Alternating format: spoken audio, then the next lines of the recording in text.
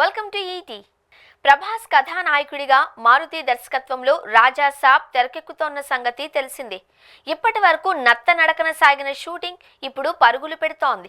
చకచకా షూటింగ్ పూర్తి చేసే పనిలో పడ్డారు. జూలై తొలి వారంలో కొత్త స్కెడ్యూల్ మొదలవుతుంది. అందులో ప్రభాస్ కూడా పాల్గొంటాడు. అది పూర్తయితే చిత్రీకరణ దాదాపు పూర్తయినట్లే. అటుపై పాటల చిత్రీకరణ మొదలవుతుంది. ఈ సినిమాలో ఓ స్పెషల్ ఐటమ్ సాంగ్ కూడా ఉంది.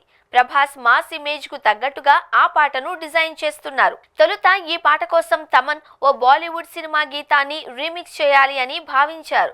కానీ తరువాత ఆలోచన విరమించుకుని ఓ ఫ్రెష్ సాంగ్ తోనే రావాలి అని నిర్ణయం తీసుకున్నారట. ఈ క్రమంలోనే ఆ పాటలో ఐటమ్ భామగా లేడీ సూపర్ స్టార్ నయనతార అయితే బాగుంటుంది అనుకున్నారు. ఆమెను అప్రోచ్ అయినట్లు వార్తలొచ్చాయి.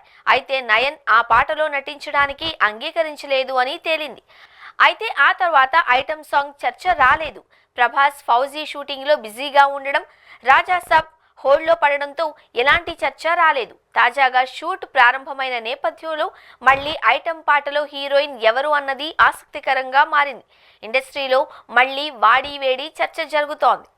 ఈ నేపథ్యంలో మారుతి ఏకంగా బాలీవుడ్ హీరోయిన్ కరీనా కపూర్ కోసమే ప్రయత్నాలు చేస్తున్నట్లు తెలిసింది. ఇప్పటికే ఓ ఏజెన్సీ ద్వారా ప్రయత్నాలు మొదలుపెట్టినట్టు సమాచారం.